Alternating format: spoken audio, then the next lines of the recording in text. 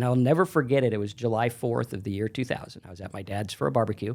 And it was always funny because we tell the story. He's no longer with us, but we tell the story of, he was like, "What is a Clickbank?" And I'm like, "Look, What Dad, is a Clickbank? I got this Clickbank." And July 4th of the year 2000, I got my first 3 sales for $21. Whoa, awesome. What I liked about that wasn't that it was like, oh my gosh, I could go get a Happy Meal, which I think that's about what they cost nowadays. Was I didn't do anything. I was at my dad's having hamburgers, watching fireworks. I got paid. And I was like, if I can make $20 when I'm not working, what if I could do that all day, every day? You know, $20 an hour all day, every day is $500 a day. That's some good money.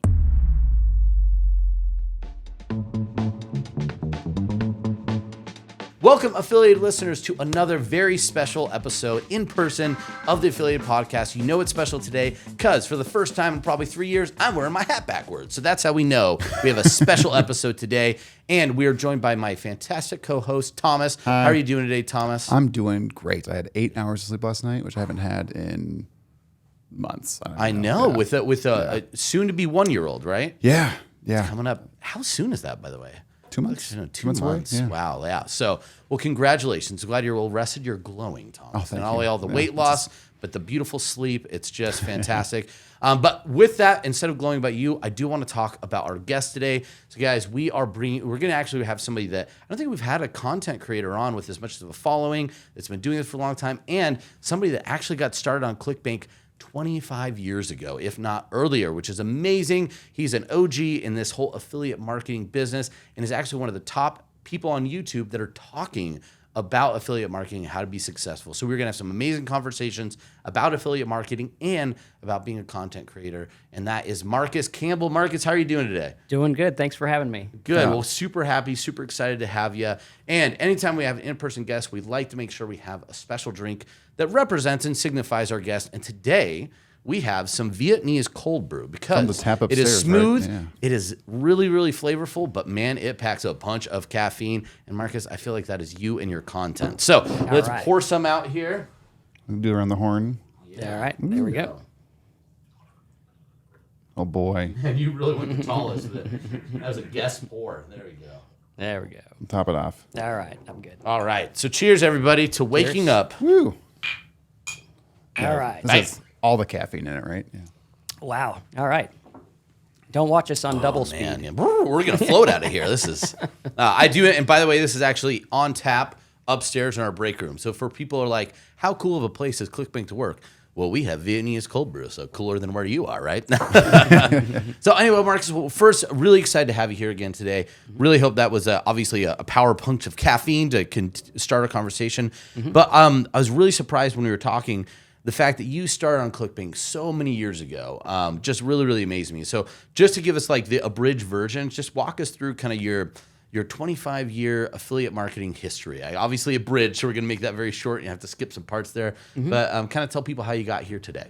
Yeah, so I used to be a magician years ago. Came across a guy in the Magic magazine, and this dude was like, "Hey, you're going to get more business." Called him up. I'm like, "Dude, I don't have money to buy your course. Can you help me?" He's like, "Change your ad from this to this." I'm like, "Okay." Changed it. Boom. Went from like 10 sales a month to like 30. Oh, wow. Which for me back then was like, dude, I'm making $4,000 a month. I'm 19. Pretty cool. Then I had a baby on the way, and I'm like, $4,000 a month in Southern California is basically poverty. And so I was like, I need to learn something else. And I had been doing websites for local companies, SEO, things like that. And one of the magic offers years ago, probably doesn't even exist anymore, couldn't remember the name. It was a guy who would put instructional videos and PDFs about how to do magic tricks. And I was like, cool, I don't have to go to the magic store and deal with those people. And yeah, I could just learn at home.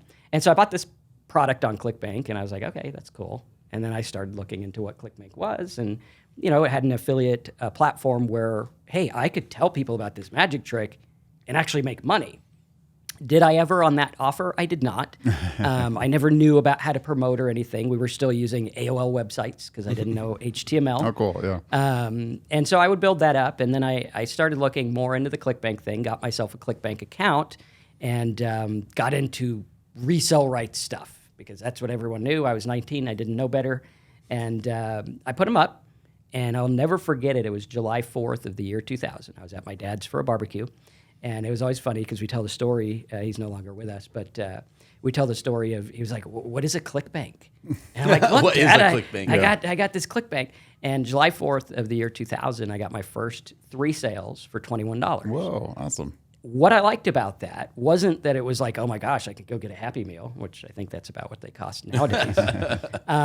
Was I didn't do anything. I was at my dad's having hamburgers, watching fireworks.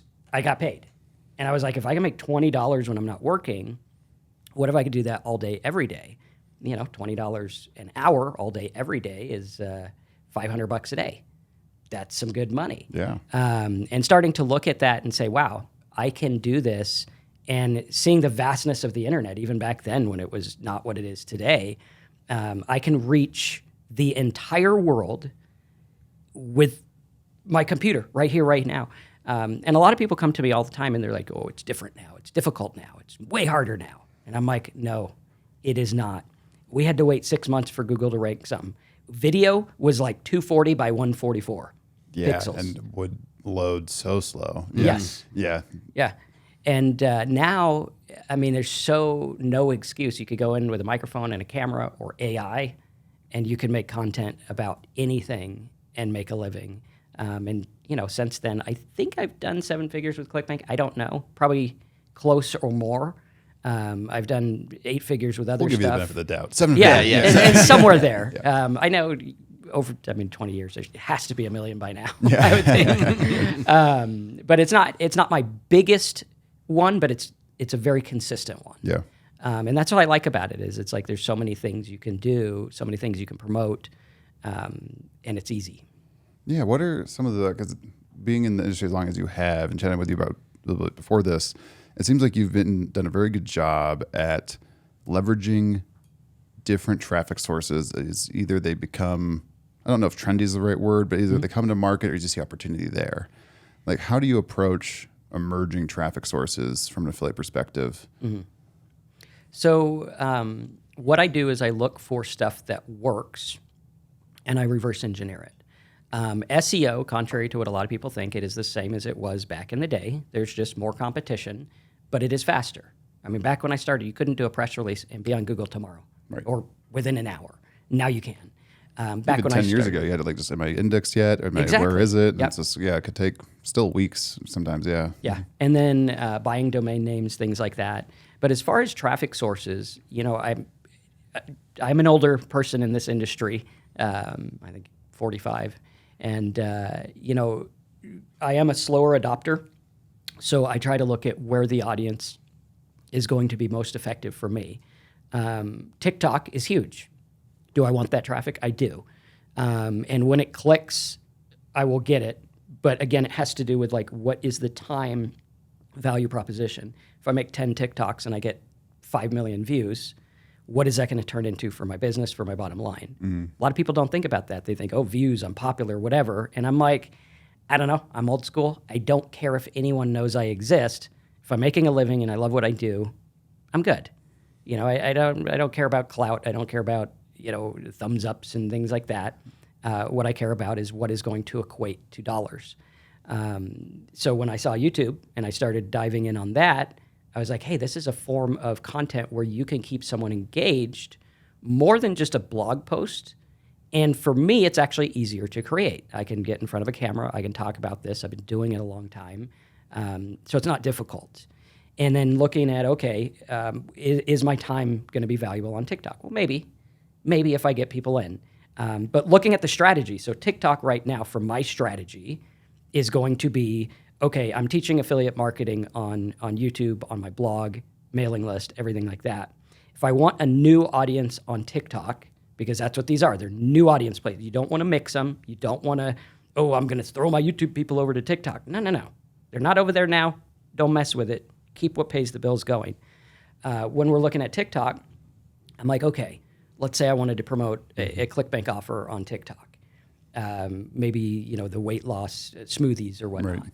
Instead of going out there and making a bunch of videos about weight loss smoothies, I'm going to take it horizontal and say, okay, well, what are all the ingredients in smoothies that could possibly help you lose weight? Let's talk about those systematically because then people on TikTok will be like, oh, wow, I could put an apple in it. Oh, wow, I could put a banana in it. People that are looking for the banana are going to go that route. Or if I was going to do affiliate marketing crowd, instead of here's how to make money, I'm going to do here's 100 websites every affiliate needs to know. 30 second, 60 second, boom, here it is, here it is, here it is. That will get repetition. If I was to stray away from that, it would not do well. So keeping in line with stuff like that, or YouTube, watching, where is the audience, where they're watching? A lot of things now, what we have now in 2024 versus when I started, is you have dynamic inventory. Dynamic inventory means that it's shifting. So recently on YouTube, people are talking about the popular social media gal who did the crypto coin, and it does not look good. Yeah. That created an audience and inventory that did not exist 6 months ago, was not there. And they're thinking about crypto. So if you were going to do crypto, like I was telling the gal upstairs who was doing YouTube, I was like, what you want to do is follow a plan of the traffic you know is there. If you look at every YouTuber, if you look at all these people, how they got big is not what they do now. But everyone's following what they do now. So they're like, I'm going to be Alex Hormozy. I'm going to talk about how to make money. And it's like, yeah, but what did he do in the beginning? Yeah, he went very broad. Yeah. Very, so like, let's say. It's like personal interest, right? Yeah. Or like Graham Stephan. How did he start? He started by talking about money gurus. Yeah. The traffic was there. People were looking up Grant Cardone and this guy and that guy. Same thing with Meet Kevin. Started talking about these little things.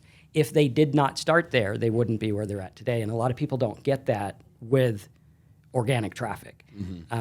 Same with SEO. It's the same thing. We're going for systematic. If I was going to get an audience of people for Clickbank, I'm going to do affiliate marketing glossary, term by term. Here's what a link is. Here's what a cookie is. Here's what this is. Boom, boom, boom. It's going to keep going and going and going. What? I'm curious because I know a lot of our audience is probably going organic. Like what? Like I want to run ads. I want to send emails. I want traffic now. Like I just want it to be, what's my ROI? I want to be quick, dirty, easy track. Yeah. Like to those kinds of people or to the audience in general, like why should you pay attention to organic and consider it in your business?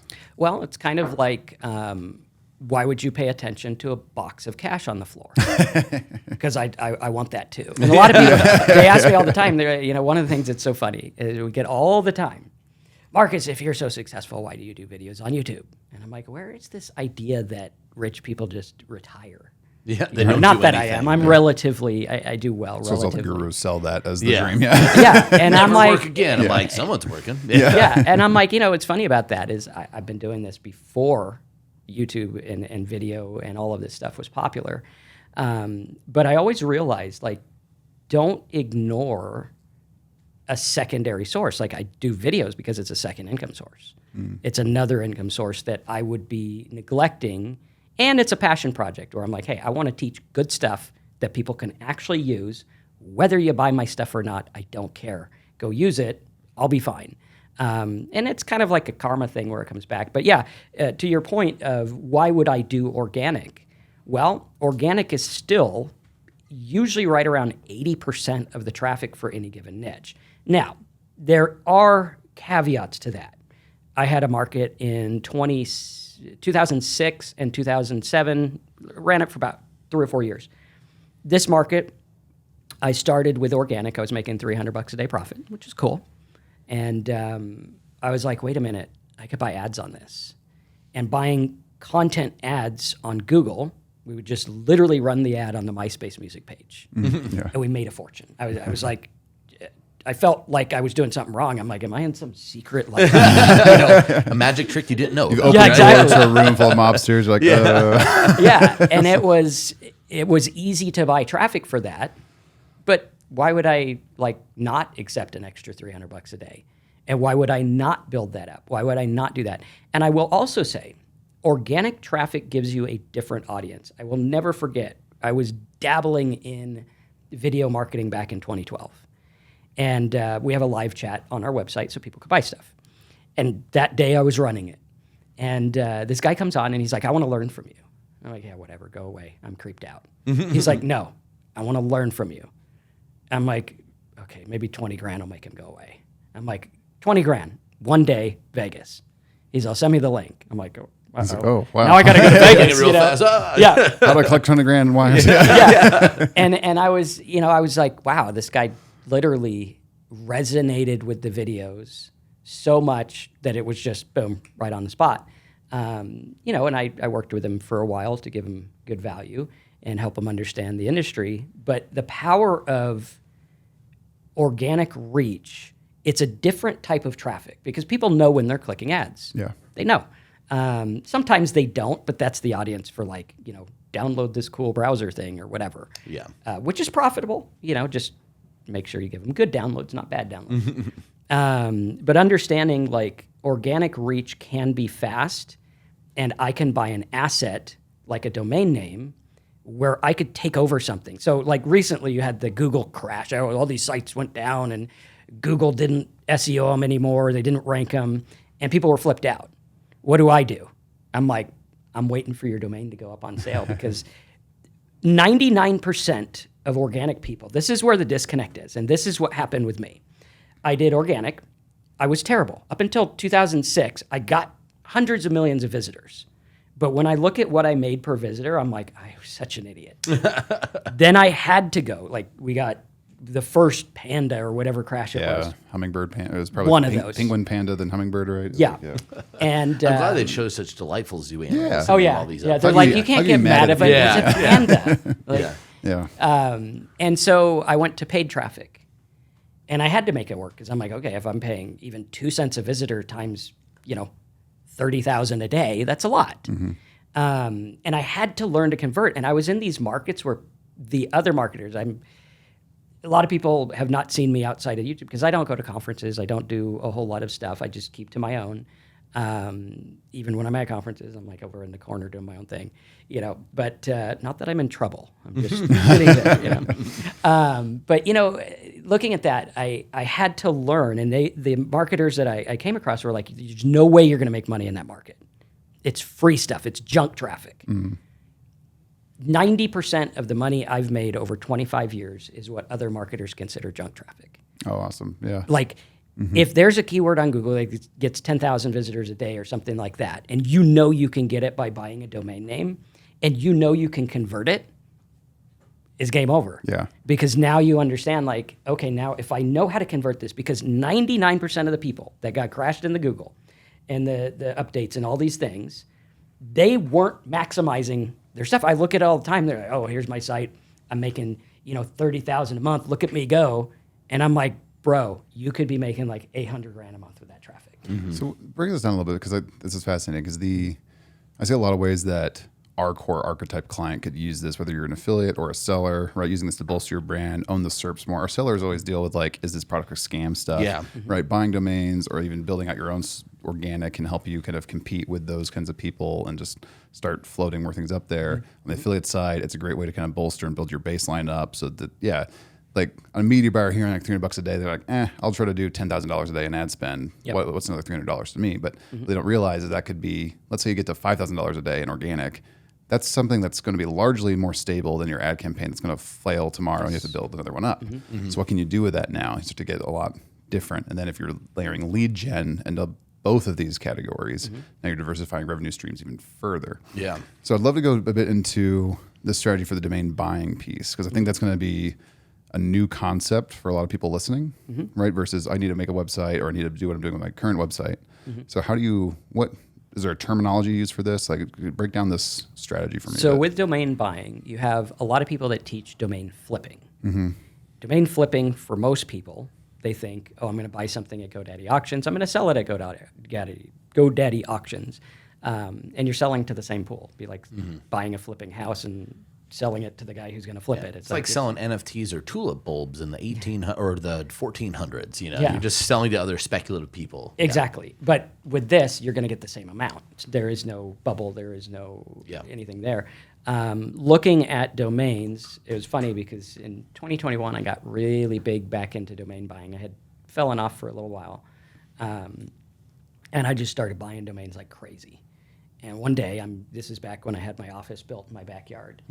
And so the phone rings and it's GoDaddy. I'm like, what the hell did I do wrong? I answer, he's like, hey, how are you? I'm like, I'm fine. Yeah. And he's like, yeah, you're like one of our top buyers. I'm like, I'm in my backyard, right? That can't be true. Yeah. And so he was like, yeah, you're one of the top buyers. And, looking at that and knowing what to buy for what purpose is key.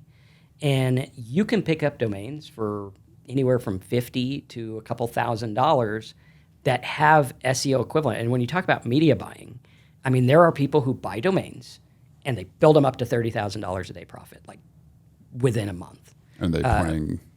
There was a story. Now, this is the black hat version of the market. There was a story of these people who bought a domain called Conch House, and it was some restaurant in Florida, but it had backlinks. They bought the domain. They completely put junk spam on the domain, which I don't advocate, because what you're doing is you're wasting the value of the domain.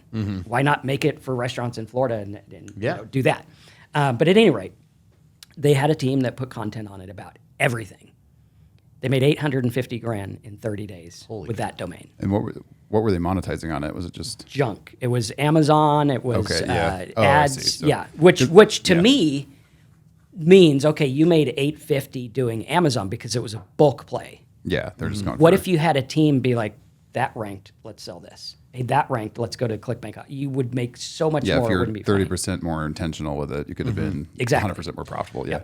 But knowing that opportunity is out there, and just from a monetary standpoint, we're still not talking about, like what Thomas talked about too, the other impact that could make in improving your ad campaigns, improving your credibility, I think what you said conversions. with what you look at, right? You're not chasing TikTok because it currently, or as someone might typically do, because it's not aligned with your core mission right now. But once it does, you will. Yep. I think that's where, whether you're a media buyer, whether you're an offer owner, like whatever it is, it's like you might be looking at, what is my core thing? What do I need to drive traffic to?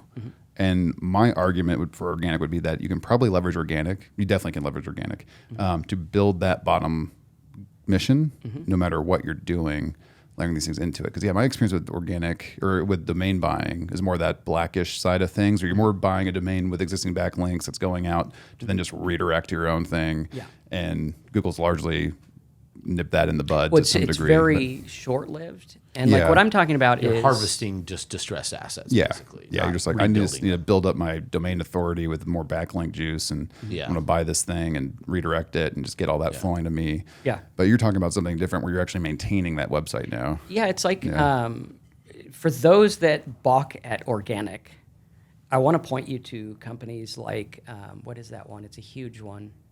It slips my mind. They have an organic house out in Alabama, big giant company, and they own several websites. There was if you want to read a good report, it was called The 16 Companies That Dominate Google. And there were 16 websites, or 16 companies that owned hundreds of websites that you would have a hard time not finding them on Google. God, I can't remember the company. I had a video on it years ago, or like 6 months ago. Which is the internet. That's years Online ago. time. Yeah.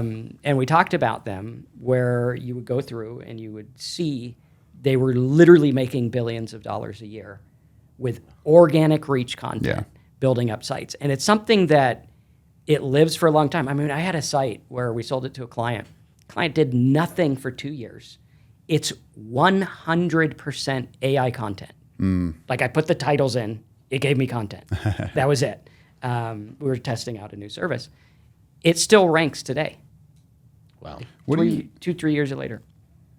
That's wild. Yeah, so I've got so many questions. So- Sorry, go ahead. I just want to dive back because I think we've breezed over some things that are really, really cool, because we went all the way back at the beginning. You said, how do we select kind of the next emerging markets? I just want to kind of summarize on a couple of things, just to kind of emphasize the points, make sure I'm following along, right? Yep. So I think one of the really powerful things you said there is a new traffic source. And this is really good, I think, especially literally the podcast we had just before this is really we're talking about shiny object syndrome, right? Like, hey, you want to do the domain flipping to emerging markets and avoid organic because it's just so quick to move to the next thing.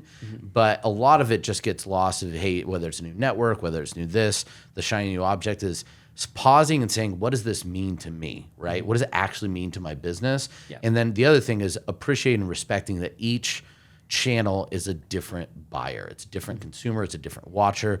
We see it all the time. We understand that. And therefore, where sometimes you might get the Venn diagram crossing on your campaigns, it's the different buyer could mean different value. It could mean different things to your business. And we know that, right? It's been a big shift in like the B2B marketing world, right? Where it used to be you do all these assets on these different websites and you're just trying to get people back to your website. Yeah. Right? You're trying to get people off of LinkedIn, off of Facebook, off of TikTok, wherever it might be, back to your website.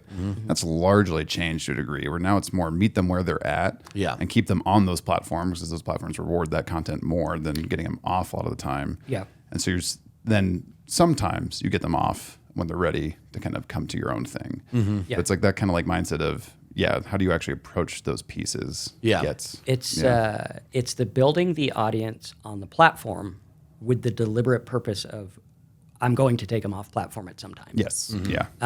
With Not me, with every piece of content. Yeah. With me, I find there is a way to do it with every piece of content, and it's the magic word download. Okay. Because if you're watching a video and let's say like this, we went over a lot of stuff. People would like notes of this. If you have notes on your website and you say download my notes, which is why I bought downloadmynotes.com. There you go. Boom, it fits. And that is a great way to get people off platform organically and still build the audience. Because sometimes I'll do a video where I don't share a domain. Now I have lights and stuff in the background that say it, but I don't. I'm not too concerned about it because I know it's like a greater good, like a snowball kind of thing. You have the snowball rolling down the mountain, and you could start at the bottom and be like, let's just build a giant snowball and do paid ads. And you could do that, and it's cool. It is sometimes short-lived. Sometimes you have to, chase where it's going to do good and things like that. But with organic, you're building that snowball over time, and it's going to be much stronger. Yeah. It's like organic's like your savings account sometimes. Like exactly. The way it builds up. And then like that interest keeps growing and making money. And so I thought that was a really smart strategy in the way that you went, the intention. And then as you also talked about I think it's really important to highlight the intention you showed in the YouTube and content organic strategies. I think it's the other issue where a lot of people falter is they chase large organic trends, which we know in paid advertising, you can't I say it's a little bit inverse because paid advertising, oftentimes you follow what you know is working right now. But on organic, if you're doing that, you're too late by the time you're trying to build it. So I think that's one of those shifts in mindset where you actually see the antithesis. But I loved what you talked about of almost you could see, that would work on almost any organic source. Go where the interest starts, not where the attention is concentrated, right? And so just some real simple tactics. Just really wanted to highlight those. So I thought that was so amazing.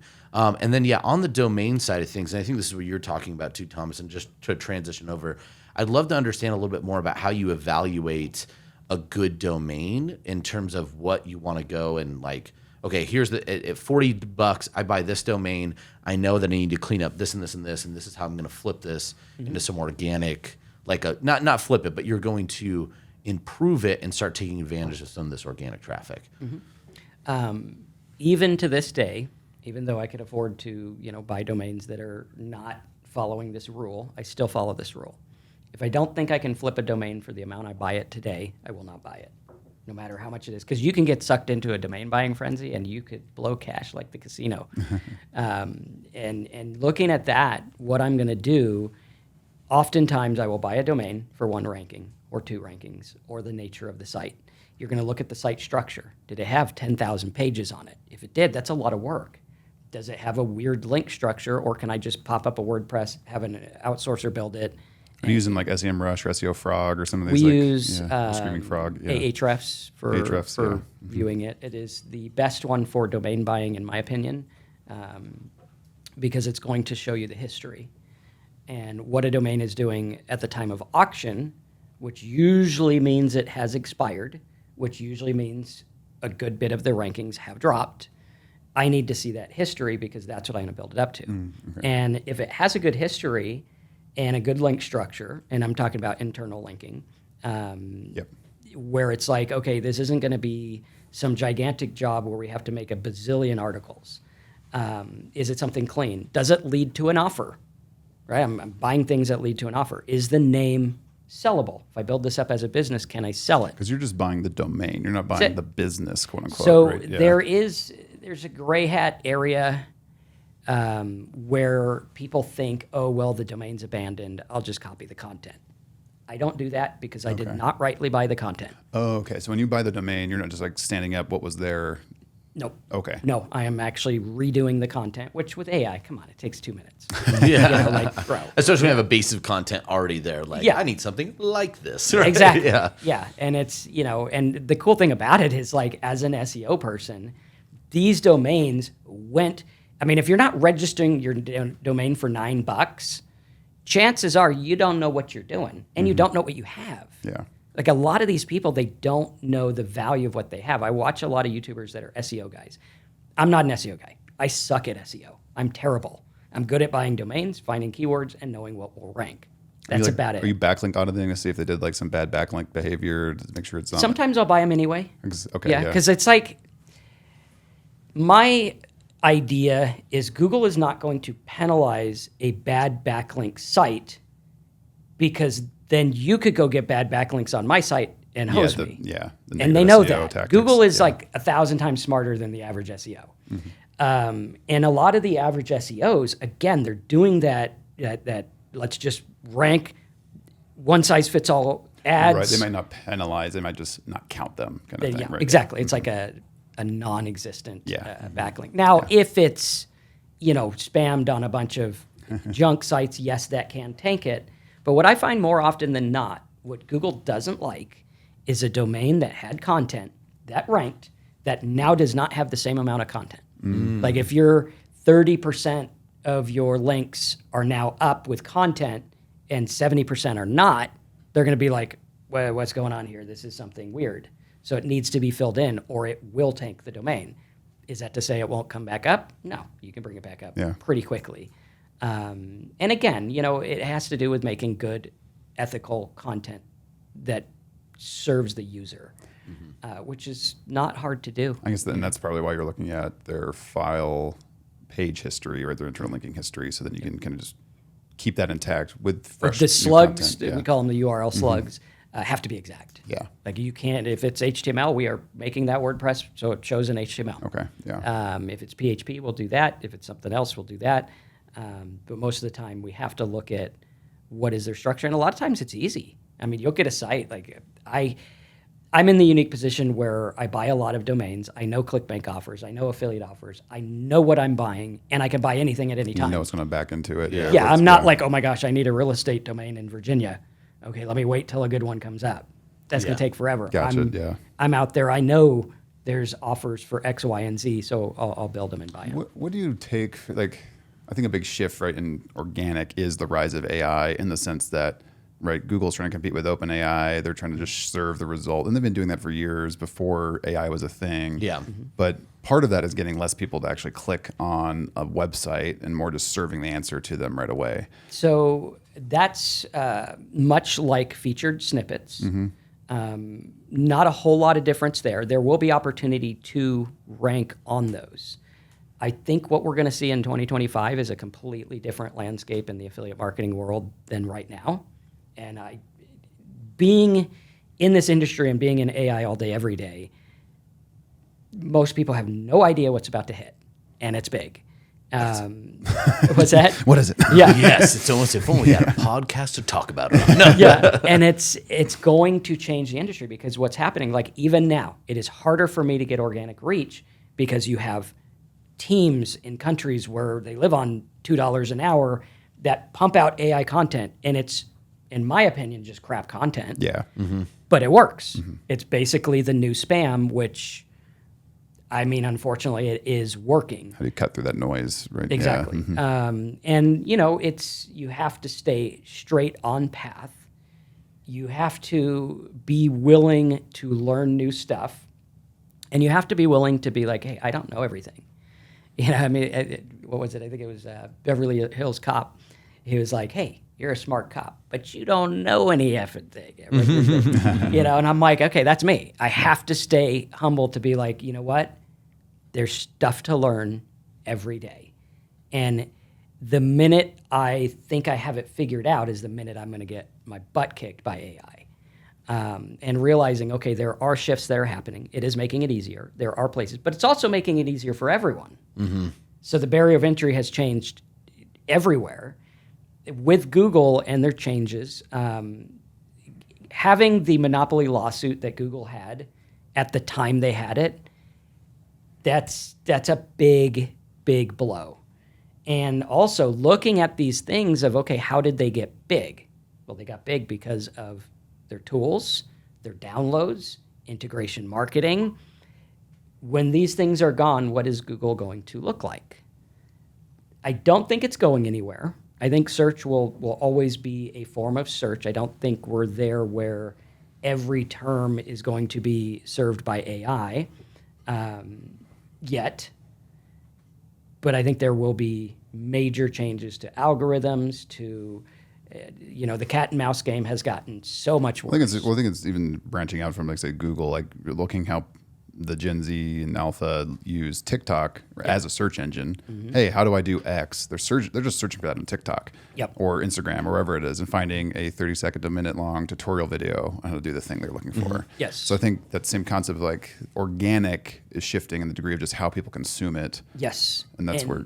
And I think that's where people have it different, because there's a category of people that are the how-to, informational, low-hanging fruit search, which is fine. It works. But like you said, it's going to TikTok. It's going to faster. Mm-hmm. Difficult for me. I'm old school. I can't say anything in 60 seconds, But with those searches, that's a small fraction. Mm-hmm. The how-to searches on Google are good. That's how those companies I was mentioning earlier got big. But there's a whole avenue elsewhere. Like a lot of people, Google changing. They still get 8 million searches a minute. Yeah. That's still huge. What are, like, so outside of, like, the how-tos, like, where is, like, the meat on the bone for organic for you? Like, if let's say I'm just me, like, mm-hmm. I know enough about internet marketing to be dangerous. I kind of know all these different things that can work. Let's say I want to get leads for Clickbank or something like that for my team, like Kyle, to, like, kind of be able to work. Mm-hmm. Like, where would you say, hey, if you want to explore this domain buying thing, here's some things to keep in mind. Look for this, like, here's just mistakes to avoid, mm-hmm. things to keep in mind. So with domain buying, I use a tool called Spamzilla. Fantastic tool. It's like $30. Nice. I have a good tutorial on it. What we're doing is we're looking for stuff that ranks now and stuff that ranked recently. If I was going to look at, like, okay, from a Clickbank vendor side, I would want something in the niche that I'm in or around it. So, like, if you're the VIN number product guy, mm-hmm. Is there a site that ranked for buying used cars or for VINs? Can I potentially rank for the first part of VIN numbers that tell you the car stuff? Like, okay, X50602 means Dodge Ram 1500, 2004 or whatever. Can I do that? If I can, then I can build that up and make a powerhouse. There's a report I was reading a couple of weeks ago where they had built a site that was contact info. Like, sure. Hey, you're this company here, here's your address, here's this. Not like a doxing kind, we're not going there, but more like this is public information. I'm systematically making content, and dude's doing like 10 million a year. Yeah.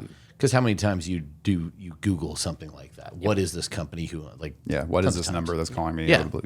Yes, that's the big one, right? or like me, where I did the Uber for the wrong Clickbank address yesterday. Oh, you went to the old. I went to the old one. I was like, wait a minute, this is an apartment building for Boise State. Yeah, exactly. This is wrong. Oh, dude, that location was nice, though. It was nice, right on the Greenbelt. Damn students. Yeah. But yeah, looking at that, like, can I build up an asset? Can I make this work? And there are people that do SEO stuff. It's much like, we all have our lane. And if you want to branch out into a different lane and buy a domain that you're going to build as an asset, is it good? Is it sellable? At the end of the day, pay-per-click is awesome for getting fast traffic. There is nothing like it in the world. You want to scale? Go scale. With a domain name, with an organic audience, you're going to have something that's going to be a brand. Yeah.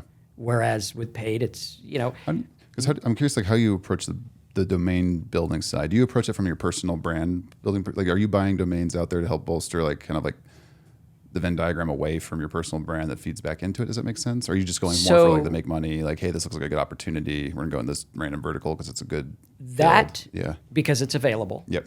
If I come across one, so I bought a WordPress one, WP City. It was like a $3,000 domain, and it had perfect rankings. I built it up to where it's like, okay, this is going to be for my brand. Most of the time, I'm buying what's available because I know I can flip it. I have an audience that's like, okay, we want to do SEO, we want to build this, and I'm like, what better way to start than get a domain that I got? Yep. Those work really, really well, and they produce fast results, and they give you a like paint by numbers. Let's build this back into what it was, which is easy. So I will buy anything that I see profit potential on. Gotcha. Okay. For most people, if you don't have money to spend on buying a bunch of domains, wait for one that's good in your niche, or find something that you can flip into your niche. Like if you're in the how-to market, can I go around it? Like the VIN one, I'm not looking for a VIN domain. I'm looking for something around the car market that I can use. Yep. If I was in the smoothie Clickbank product, right? Is there something health, wake up, something different? And a lot of what I do is flipping a market from something to something else, where if I see an opportunity, like, hey, this thing ranked for calories in apples, calories in bananas, perfect for smoothies. Yep. I know I can sell that. Taking a back-ended approach, like when I got into the big market with the MySpace stuff I was mentioning earlier, it wasn't the word MySpace that made me money. It was all these other things around it. And looking at that in a different way, understanding everyone online buys stuff, and they buy lots of stuff. And if I understand that junk traffic is still people who buy stuff. Yeah, that's a great way. A lot of people don't look at that, and it's like, hey, I know you got a mortgage and a rent. I'm going to try to find something that will fit. And advertisers pay money if you know how to do it. And when you understand in the paid world and in the organic world, with paid traffic, if you find a jackpot keyword you can get for 2 cents, 10 cents, 50 cents, and it's in a market is $3, what about the opposite of that? What if I get organic traffic that costs me nothing in a market where advertisers are willing to pay $20? Mm-hmm. This is something where you're looking a roundabout way of how can I get them to come where I want, like the WordPress one. I know that most of those people are looking for, like, how do I make my WordPress blue? How do I do this? They're not buyers. But I do know they have web hosting, and I do know web hosting pays a damn good commission on affiliate stuff. They do very good. Yeah. And so knowing that, where most people would be like, oh, web hosting, let's go after that. Mm-hmm. Okay, everyone does it. It's break even.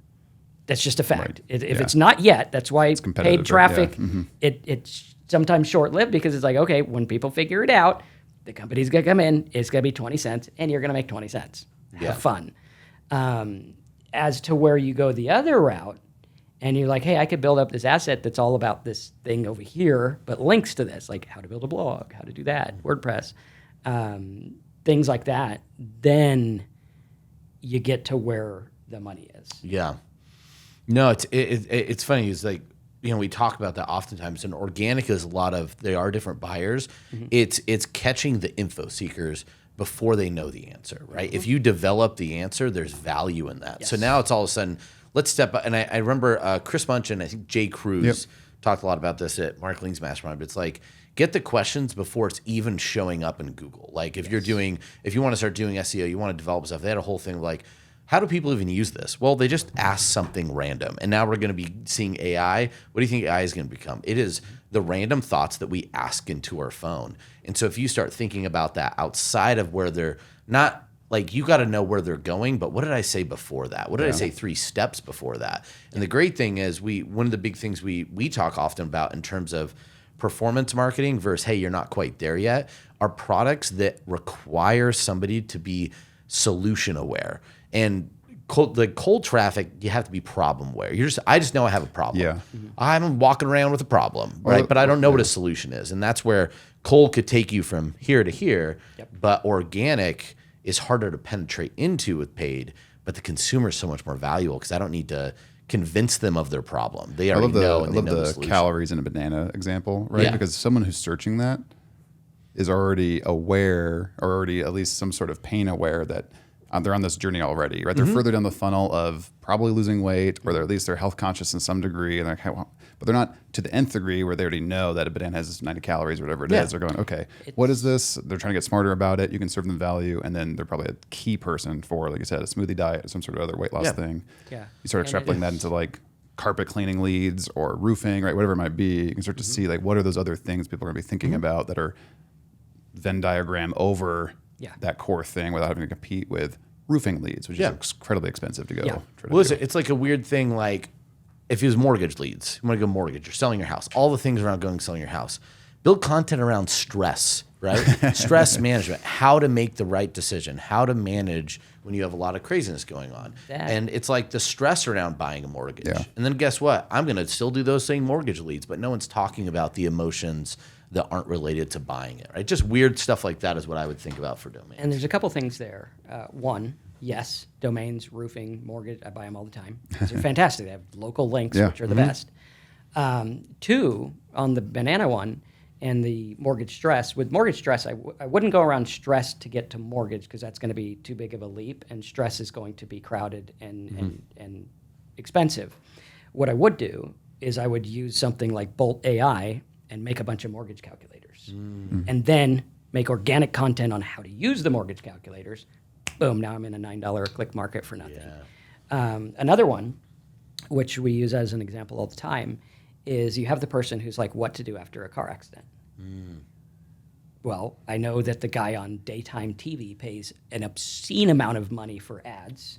And he's paying like $90 a click in Google. And I know that those are his customers. Because like, one moment. You need to get that one moment that makes so much money. And that's where I don't have to be a good SEO. And I'm not. Like other SEOs probably watch me and they're just like, this guy is an idiot. And I am. I am not good at SEO. What I am good at is going out there and saying, well, let's go to Ahrefs instead of looking for, hey, mortgage, let's find some long tail keywords. Long tail it's silly. It worked. Now it's kind of like, whatever.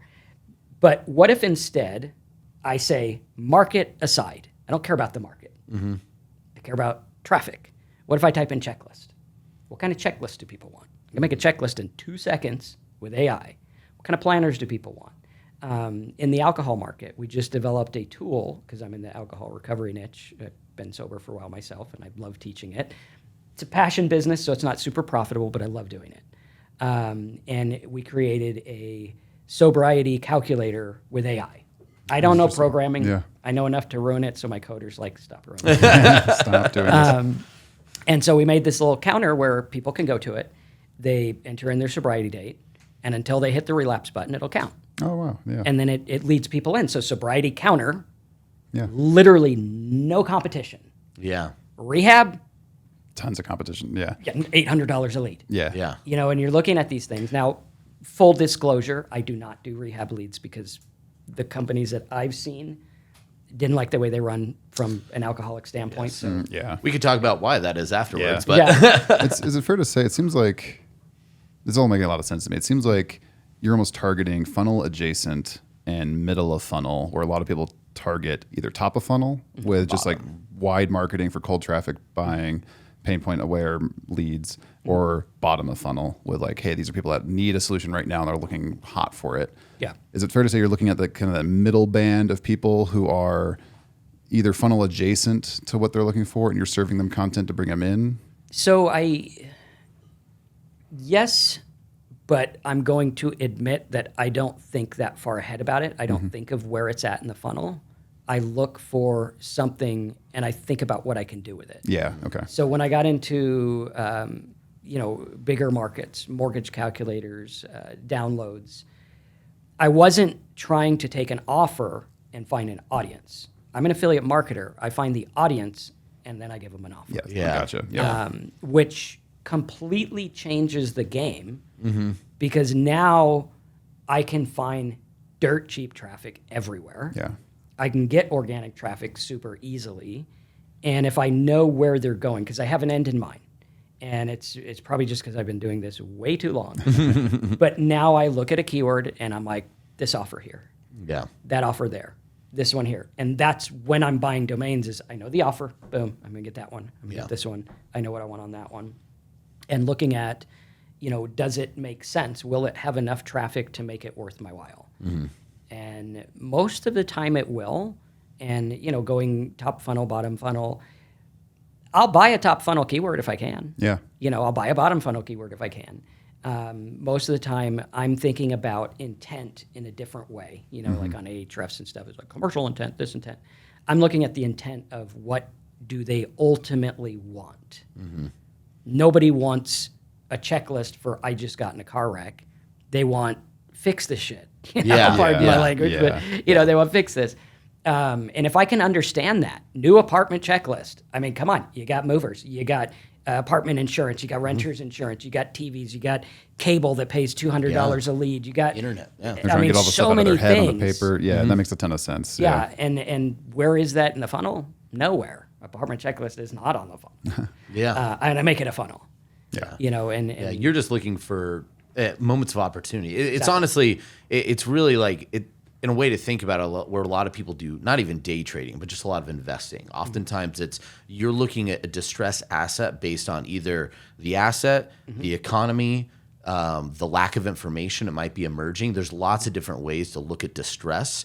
And essentially it's no different than what you're doing. That obviously the inputs, maybe the direction, but a distressed asset is always, I see the value that is not there now, but I see where it can be very quickly, right? If you are to understand that path, that's where a lot of people make a lot of money in a lot of interesting ways. Like you've always hear these like silent billionaires or millionaires, and it's always these people that really just found. I remember like Travis Saigo had some really cool stuff on this. Like if you just understand distribution of business and how to control either your distributing or you're consolidating, right? Like you just understand, are you distributing or are you selling, right? But like when you pair those things together and you just know how to match them and see the distress, like you said, your world's opened up. You don't have to follow and look at a health trend. You just have to look at opportunity. And once you start pinpointing opportunity, your world gets a lot larger. And I think that's one of the things with organic, it gets missed so much because there's a lot of opportunity. We just might not understand the language or the ways to look at it, or we're looking at it a little bit differently. And I think every single listener of this, whether you're a 9-figure business owner that's doing really, really well, you'll probably have huge pockets of organic that you're missing, right? Because you don't know that opportunity. No, a lot of our core industry just ignores it because they just think it's, like I've already said on this podcast, but it's just like, frustrates me a lot because man, there's so much potential for you to mine that and then also just build better stability. Yeah, exactly. So I think it's just really, really impactful. And it's funny, I had some other things I wanted to talk about on the episode, but this has been so awesome and we've gone so I've deep learned a ton. in it. Thank you. Yeah, it was really great. It was funny. I just want to take for a moment. I got to see like Thomas really relive some organic SEO stuff. Like I have not seen you get this passionate about a subject in terms of interest live on a podcast in a little while. So that was, thanks for that, Marcus. That was great. That was really, really good. So with that, I know we're getting a little bit close on time. So what I wanted to do is just importantly, I actually want to give you some time just to tell the audience of like, they probably would love to just interact with you more. The best ways to do that, as well as if you have anything that is specific to this kind of domain, I don't want to say flipping, because that feels a little bit too... What do you call it again? Yeah. Domain buying? Domain buying. We'll just call it... I'm going to put it's going to be domain investing is what we're going to call it, right? Because it's really more investing is what you're doing. So with this domain investing kind of strategy plan, they can learn more about it. If you just tell the people a little bit and the listeners where they could get that information to connect with you, that'd be fantastic. Yeah, affiliatemarketingdude.com. It's got all the links to all my stuff. I'll throw a domain link on there for domain people. Perfect. But we've had classes on domains, and a lot of people have done really well understanding, hey, this is an asset that I can build, and it's almost, disclaimer, it's almost risk-free, because when you're buying them and you understand the value, I mean, sometimes, like, because we buy them, I'll get someone that's like, hey, like just last week I paid $300 for one 2 years ago, did nothing with it. This guy's like, I'll give you $3,000 for it. I'm like, how about $5,000? And the name is worth it even to people who don't know SEO. So we're buying assets, and they're only going to get better. I know there's .ai and .me and .x, just all kinds of so stuff. entrenched, yeah. But .com is the winner. Do you go to google.com or google.ai? Would they ever change it? I think that'd be silly. Like Tangent, Twitter changing their domain to X. Oh, gosh, yeah. Or even ChatGPT. Like, bro, what did you do? Yeah. Well, it's funny because even still, how long ago did it go to X? probably over a year ago. Yeah.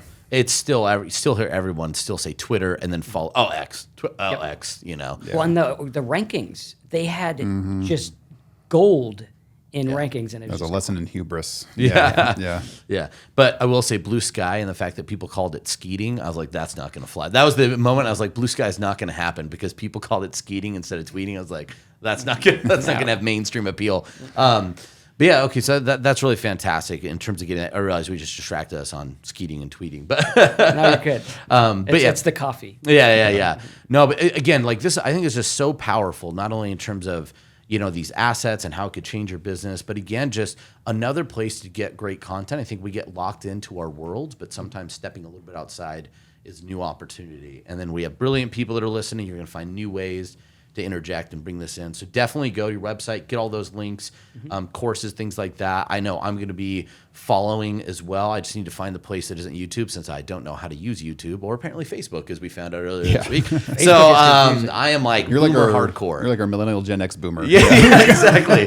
Millennial by age and but boomer by personality. Yeah. So woo. I mean, yeah, because it is getting close to nap time, so we should. Just kidding. But yeah, so it was really fantastic. So really appreciate your time. This is really great. We might have to see if we could either do a content swap or bring you back into the future. Loved every piece of this. With that though, I really appreciate that. Thomas, any other questions or anything else to tell the people before we head out? I just thank you for letting us tap into your genius, Marcus, and it's been great having you come out here to Boise and the tundra compared to Orlando. So thank you for braving it out here. Yes. And everyone else, happy scaling. Happy scaling. As we say, rate, review, subscribe, hit those little bells, make sure that you get notified when a new episode drops so you never miss out on tapping into the brilliance of us or our wonderful guests. Until next time, be safe and see ya.